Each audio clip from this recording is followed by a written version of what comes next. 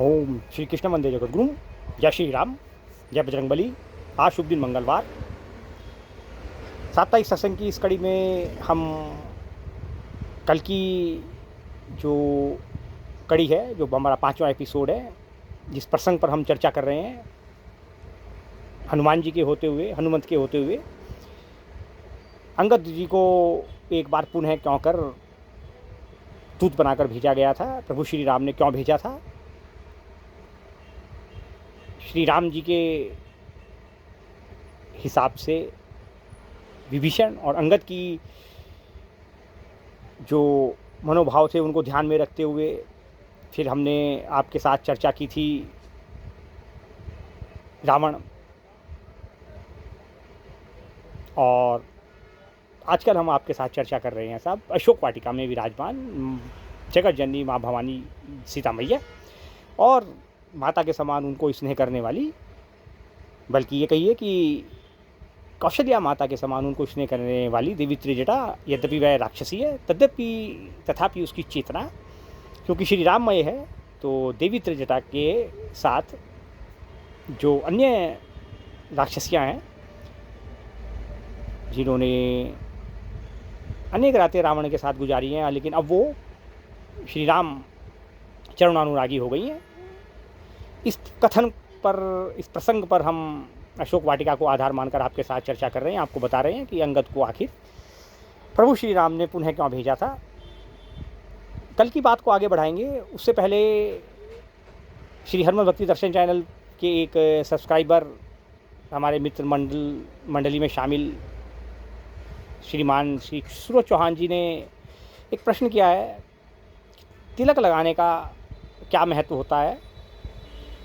तो देखो भैया, तिलक लगाने का महत्व सामाजिक हो सकता है, आपका व्यक्तिगत हो सकता है, और धार्मिक महत्व तो सिर्फ इतना है कि आप तिलक लगाते हैं तो आप हिंदू कहलाते हैं, सीधा सा है।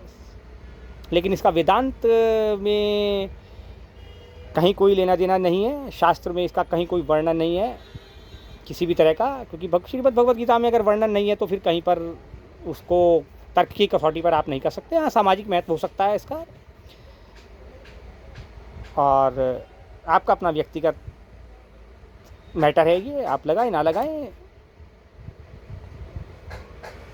इससे आपकी चेतना के स्तर को तिलक लगाने से कोई लाभ नहीं होता। चेतना के स्तर को लाभ होता है जब आप वेदांत पढ़कर समझते हैं, श्रीमद् भगवद गीता पढ़ते हैं, तब आपको लाभ अवश्य मिलता है। केवल तिलक लगाने मात्र से आप की एक सामाजिक पहचान खुले तौर पर उजागर हो जाती है, जिसको आप हिंदू कहते हैं। बस सिर्फ इतना ही महत्व है भैया, इसके अतिरिक्त इसका कोई महत्व नहीं है।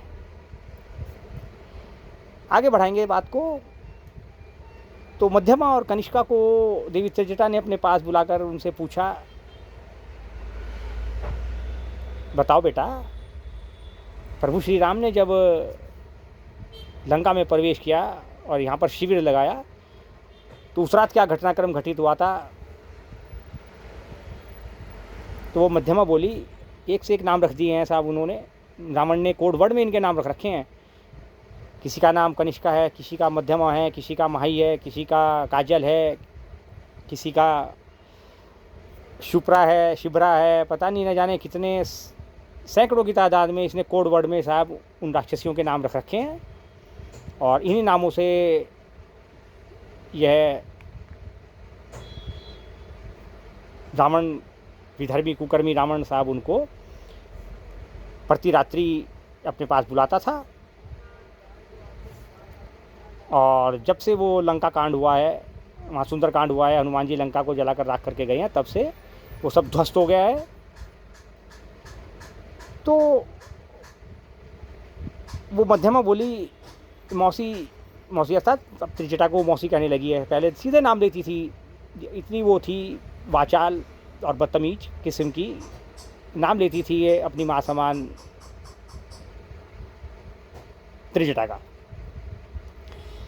अब मौसी कहने लगी हैं जब से वो हनुमान जी वहाँ सुंदर कांड करके गए हैं। तो मध्यमा बोली, मौसी एक बात बताऊं, वो जो सबसे ऊंची चोटी पर जो महल बना हुआ है ना, जहाँ पर वो रावण जो है, पहले रावण जी कहा करती थी, अब सीधे रावण बोलने लगी है। जहाँ पे वो रावण और वो उनकी पत्नी मंदोदरी बैठ करके वो डांस देखते हैं, पूरा क्लासिकल और अत्याधुनिक, खूब नाच गाना होता है, मदिरा पान होता है, ढोल नगाड़े बजते हैं। वो जो वहाँ पे रावण करते हैं वो सबसे ऊंची चोटी पर, वो देखो मौसी त्रिजटा वो सामने जो दिखाई दे रही है वो सबसे ऊंची। वहाँ पे उस दिन पहली रात को मौसी एक बिना फर का तीर आया था और उसने उसके रावण के मुकुट काट दिया, कर्ण कुंडल सारे सब काट कूट के गिर दिए और डर के मारे वो मंदोदरी जी का भी मुकुट नीचे गिर गया, कान के कुंडल सब फूल करके, सब नसनी नुसनी सब फूल के सब नीचे गिर गई और बिजली की तेज़ी से वो तीर वापस चला गया। और अगर उसमें फर लगा हुआ आता ना तो रावण का तो राम नाम सत था बस उसी दिन, बस यूँ मान लो मौसी, बस ऐसा हो गया था वहाँ पे पूरा पूरा। वो मैंने अपनी आंखों से देखा। देवी त्रिजटा हक्की बक्की रह गई और देवी सीता उनको देखकर बड़ी आश्चर्यचकित हुई, अरे ये कि क्या बोल रही हो तुम। देवी त्रिजटा ने उससे मध्यमा से कहा, खा राम की सौगंध, तेरी बात का कोई भरोसा नहीं। उसने कहा, मौसी एक नहीं 100 बार खिलवा लो आप राम जी की, आज सौगंध, राम जी की सौगंध है, आज 100 बार खिलवा लो आप मुझे, सत्य यही है। फिर क्या हुआ? त्रिजटा ने कहा उसके, अच्छा आगे की तो बता दे मौसी। उसके बाद वो दोनों डर के मारे जो है ना वो अपने कमरे में भाग गए। कौन भाग गए? रावण और मंदोदरी। फिर क्या हुआ कि वो पीछे पीछे हम दोनों भी चले गए थे और ये जो है ना ये काजल और ये माही हमारे पीछे भाग पड़े वहाँ पे। फिर वो जब अपने वहाँ कमरे में चले गए ना अंदर रावण और मंदोदरी, तो वो आंटी मंदोदरी ना वो रावण के जो है पैरों में गिर के ना, पैर पकड़ के पैर दबाते दबाते बोल रही थी, हे नाथ हे नाथ हे नाथ, ये जो है ना ये वही हैं वो जिन्होंने वो जो है प्रथम रूप धारण करके जब जो है उसको महाराज मनु को बचाया था, मत्स्य अवतार लिया था। हे नाथ ये वही हैं जिन्होंने वारा अवतार धारण करके वो पृथ्वी को बाहर निकाल लाए तो हिरण्याक्ष को मार दिया था। हे नाथ ये वही हैं जिन्होंने नरसिंह अवतार लेकर के उसको हिरण्याकश्यपु को मार दिया था, वो खंबे में वो चीर दिया था उसे बीच से। ऐसा कुछ बोल रही थी बार बार। फिर उसने और कहा आगे कि नाथ इनसे मत उलझो, इनसे बिल्कुल मत उलझो। तो मंदोदरी ने, हमने वहाँ झाँक कर देखा, वो मध्यमा बोली, वो पीछे पीछे माही भी चिल्लाई, वो मौसी वो पीछे से, हमने उसमें से किनारे में से झाँक के देखा, वो अंदर पैर पकड़ रखे थे उसने मंदोदरी ने रावण के। और वो कह रही थी उनसे कि वो जो है ये वही है वो जिन्होंने वामन अवतार धारण करा था ना, और वो उसको बलि के सिर पे पैर रख दिया था तीसरा, वो एक पैर में सारी धरती नाप दी थी, दूसरे में सारा आकाश पाताल सब नाप दिया था, वो तीसरा पैर वो बलि बोल रहा था कि मैं कहाँ रखूँ, कि मेरे सिर पे रख दो, वो तो सिर पे रख के उसे पाताल में उतार दिया था, वो यही है। फिर उसके बाद इन्होंने फिर से अवतार लिया। वो बोल रही थी मंदोदरी रावण को कि इन्होंने फिर अवतार लिया था, वो मेरे नाथ तुम समझ जाओ, ये वही हैं जिन्होंने वो परशुराम का अवतार धारण किया था, भगवान परशुराम का। इन्होंने 34 बार तो क्षत्रियों को मारा और सहस्त्र बाहु को काट पीट करके एक तरफ फटक दिया था, इन्होंने वही हैं, इनसे मत उलझो। और वो जो है जी वो रावण वहाँ खिसियाने की तरह हंसता रहा था। और अब ये जो है, हे नाथ बस मेरी बात मानो, जो है वो इस काल का रूप धारण करके आई है, देवी सीता को सम्मान सहित जाकर के श्री राम के सुपुर्द कर दो हे नाथ, और जाकर क्षमा मांग लो, बस इस लंका को भी बचाओ, मेरे प्राणों की भी रक्षा करो और मुझे विधवा होने से बचाओ। और आप तुरंत जो है देवी सीता को छोड़ दो, ये काल है इस पूरी लंका के लिए और आपके लिए, ये पूरी इस लंका को खा जाएगी और निमटा देगी। ये वो काल पूरी ज़बरदस्त तरीके से अट्टहास लगा के हंस रहा है अंदर। वो चौथी बोली काजल वहाँ पे खड़ी हुई, मौसी वो काल जो है ना वहाँ बहुत भयंकर काले रंग का एक इसने अपने सिर से सिरहाने बांध रखा रावण ने। काल कह रहे थे उसे, काल की वो मंदोदरी कह रही थी उसे काल है, काल हंस रहा है। और फिर वो रावण ने जो है वो हैंटर उठाया और उसे वो काल को पीट रहा दबा के, खूब मार रहा उसे, काल को पीट रहा दबा के। और काल फिर हट्टास लगा के हंस रहा कि रावण अब बस कुछ दिन का मेहमान है तू, अब तो तेरी बारी है। ऐसा हमने वहाँ पे जो है, हमने चारों ने मिलकर बारी से वहाँ उसमें झरोकों में से झाँक के अंदर देखा। मौसी अंदर बातें हो रही थी ऐसी वहाँ पे।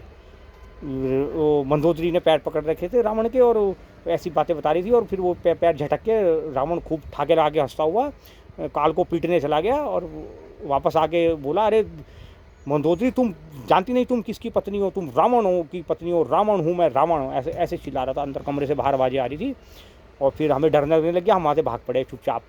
पहले थोड़ी दूर तक आए, फिर हमारी हंसी छूट गई थी, और फिर हमने हंसी को बड़ी मुश्किल में कंट्रोल किया, और फिर हम कुछ दूर तक ऐसे ही आराम से अपने चप्पल हाथ में उठा करके वहाँ से चले नंगे पैर, ताकि किसी को पता लगे, फिर हम भागे वहाँ से एकदम। और फिर अब हम यहाँ आ गए, और वहाँ पे कुछ ऐसी बातें हो रही थी, और फिर उसके बाद हम फिर थोड़ी देर बाद फिर वहाँ पे वापस गए कि देखें कुछ और बात हो रही है क्या। तो वहाँ पे ऐसी बात हो रही थी, वो मंदोदरी रावण से कह रही थी कि नाथ वो कल को अगर एक वो राम जी का बानर आया था, वो तो यो कांड कर गया, कोई दूसरा कोई बानर आ गया तो वो क्या करके जाएगा, इस बारे में भी विचार कर लो। और वो रावण जो है पूरा हंस रहा था उन पर ज़बरदस्त तरीके से, और उसने अपने 2 गुप्तचर बुलाए, और वो उनको भेजा है अभी वहाँ पर श्री राम जी के शिविर में। देखो अभी क्या होता है, मौसी बाप बताएंगे, हम यहाँ पे आपको आके भी थोड़ी देर में हम फिर जा रहे हैं वापस, और भी किसी बहाने से जा रहे हैं वहाँ पर, और फिर आकर बताएंगे। वो फिर वापस चली गई चारों, ये बड़ी नालायक हैं, और अब जो है पूरी उधर की बातें इधर बताती हैं, पहले इधर की सारी बातें उधर बताया करती थी, अब वो फिर वापस दौड़ के चली गई। और उधर का मैंने आपको संक्षिप्त में विवरण बताया था कि उनको पकड़ लिया था उसने विभीषण ने, और फिर प्रभु श्री राम के समक्ष जब प्रस्तुत किया तो प्रभु श्री राम ने उनको दोनों को छोड़ दिया, और उनसे कहा था कि जाओ जाकर बता दो रावण को। और उसके पास का घटनाक्रम हमने आपको पिछले एपिसोड में बताया ही है। और उसके बाद जो है फिर वो जो है विभीषण के अनुनय विनय पर यह तय किया गया, जामवंत जी ने सलाह दी प्रभु को, प्रभु चलो जब ये इतना कह रहे हैं तो एक बार अंगद को जो है दूत बनाकर भेज देते हैं। और फिर प्रभु श्री राम ने जो है वो अंगद को दूत बनाकर भेजा था, और अंगद जी ने प्रभु श्री राम के चरण अपने मस्तक पर धारण कर लिए थे।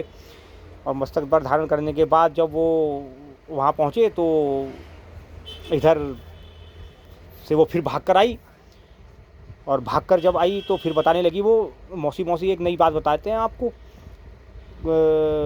कुछ कुछ वो ऐसा कह रहे थे कि कोई एक दूसरा वानर आएगा कल को यहाँ पर, अब ये पता नहीं कौन आएगा कल को, लेकिन कल को फिर से एक वानर आने वाला है। अब वो क्या तहलका मचा के जाएगा कुछ पता नहीं मौसी अभी, लेकिन कल को फिर से एक वानर आने वाला है, बस इतना हमने सुना है, कौन आएगा हम नहीं जानते और हमें नहीं पता।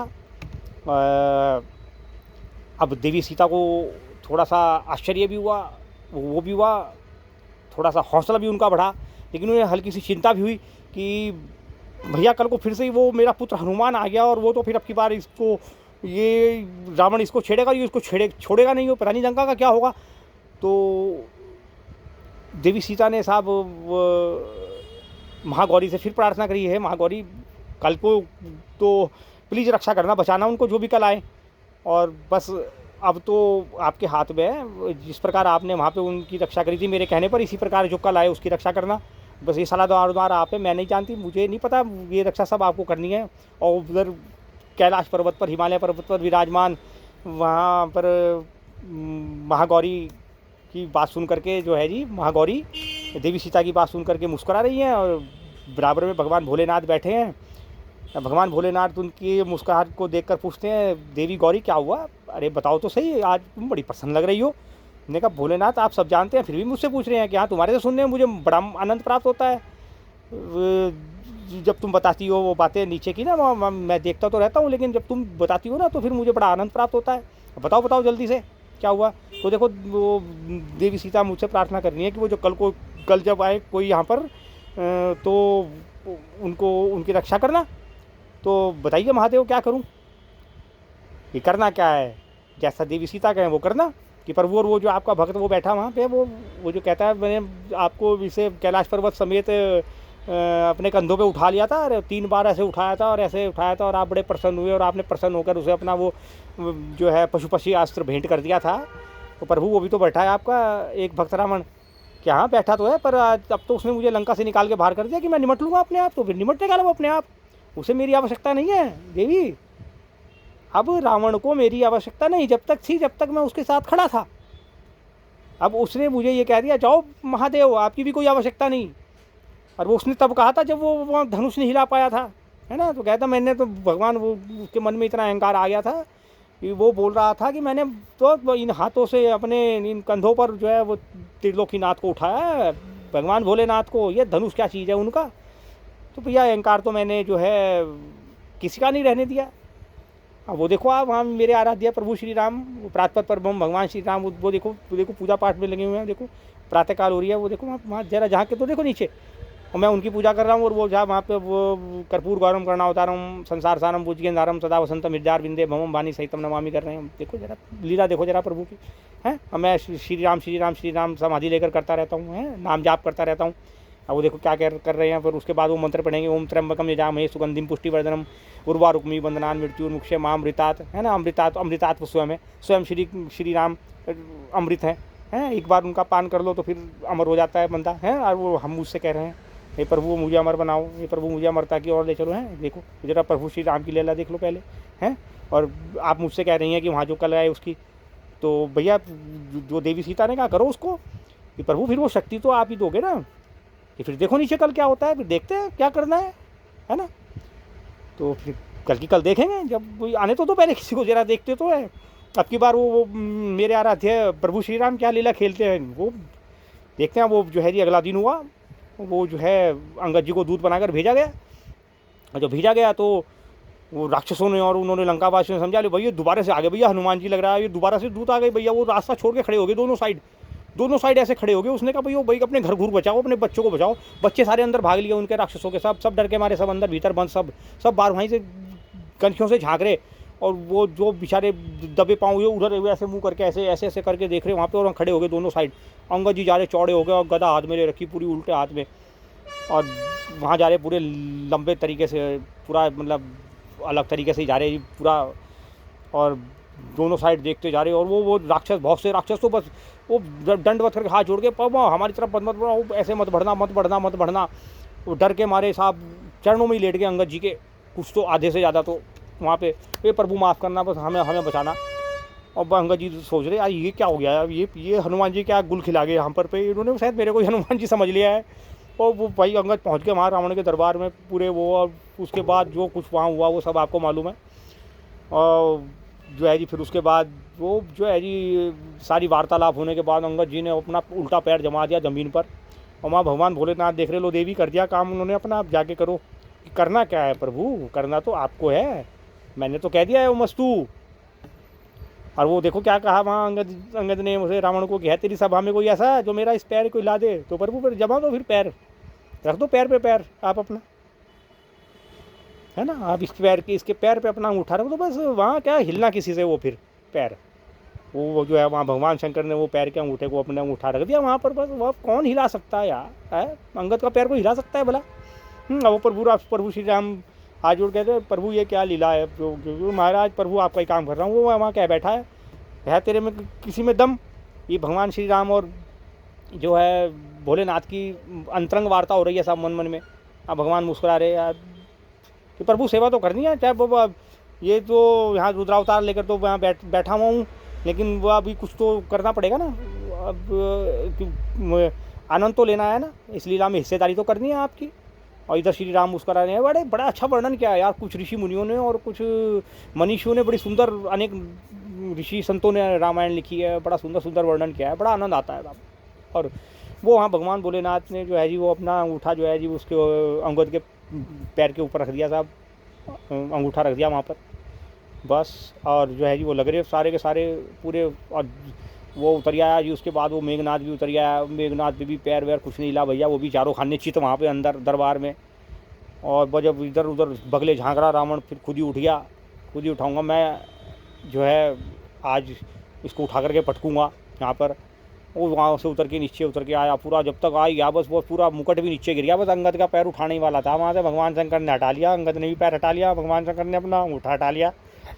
क्यों भाई रहने दे, ओ भाई मेरे पैर पकड़ने की जरूरत नहीं है तुझे, उठ जा रावण, कहाँ तू मेरे पैर पकड़ना, यो काम तुझे वहाँ श्री राम के सामने करना, उनके पैर पकड़ ले भैया जाके, मेरे पैर पकड़ने कुछ नहीं होने का, मैं माफ़ नहीं करने का, मैं तो गदा मार दूँगा तेरे।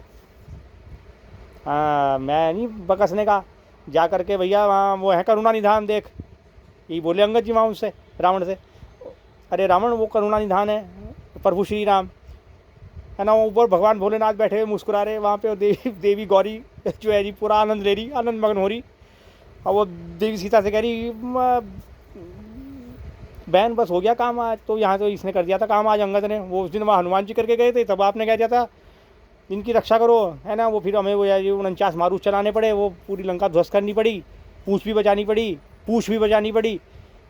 और पर माते आपने तो कह दिया हमें बस। अब तो ऐसा सौभाग्य तो बड़ा परम सौभाग्य है वैसे तो हमारा, ये श्री राम की सेवा के लिए आप बार बार हमें कह देती हैं कि माँ गौरी अब बताओ। मैं तो भगवान शंकर से ही कहूँगी ना फिर। अब भगवान शंकर को बड़ा आनंद आता है। उसने कहा यहाँ तो 2-2 बार सेवा करने का अवसर प्राप्त हो रहा है।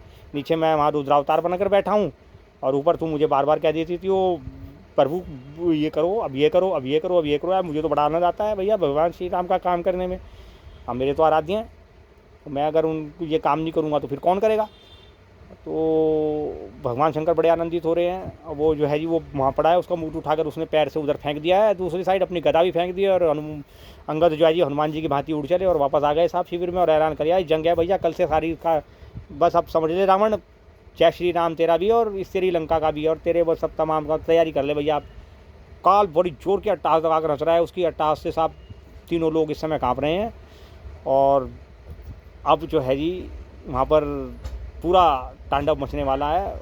और महागौरी भगवान शंकर से कह रही हैं प्रभु आप बड़े मंद मुस्कुरा रहे हैं, ये मुस्कान का रहस्य बताइए। भगवान शंकर उनसे बोले देवी आ गया वो समय जब ये कहता था मैं रावण हूँ। अब पता लगेगा कितना रावण है, कितना बलशाली है। अभी इसको आज ही पता लगेगा, आज ये जाएगा अपना टांडा टेजा लेकर सुबह वहाँ भिड़ने के लिए अभी, है ना। आज ही पता लग जाएगा इसको।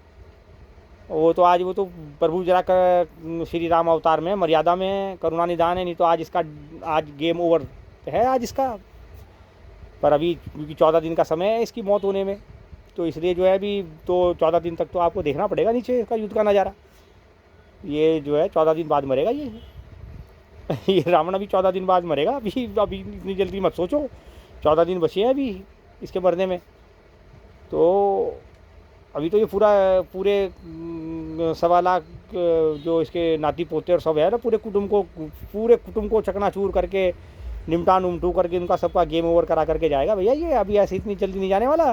माँ गौरी आप कहाँ समझ रही हैं, ये आज लाव लश्कर लेकर निकला है और वहाँ इसको श्री राम को करुणा निधान है वो आज इसका निपटारा कर देंगे। नहीं, तो पूरी धरती को जो है पूरी समष्टि के लिए धर्म की रक्षा के लिए आए हैं भैया। विप्रधेन सुर संत हित लीन मनुज अवतार निज इच्छा निर्मित तनु माया गुण गोपार कहते हैं प्रभु श्री राम को। और अभी तो पूरी समष्टि को बचाना है उन्होंने। अभी कहाँ इसको निपटा देंगे वो। अभी तो देखते रहो, अभी तो आनंद लो आप पूरा। अभी तो बीच में बहुत आएंगे, अभी बीच में बहुत सेवाएं करनी है हमें। अभी 2-3 प्रसंग ऐसे आने वाले हैं जब फिर से देवी सीता आपको पुकारेंगी और आप फिर से मुझे कहोगी प्रभु आप कुछ करो। तो फिर वो अभी तो बहुत सारे काम करने हैं मुझे, अभी तो बहुत सारा सहयोग करना है प्रभु श्री राम के काम में। तो अभी आनंद लेना है भैया पूरा, आखिर आराध्य हैं हमारे। तो अभी तो पूरा आनंद लेना है भगवान के काम का। ये होता है निष्काम कर्म, बस ये आप करते रहिए। तो ये सारी वार्ता जो है हमने आपको बताई, अनेक संतों ऋषियों मुनियों की रामायण से मैंने आपको बताई।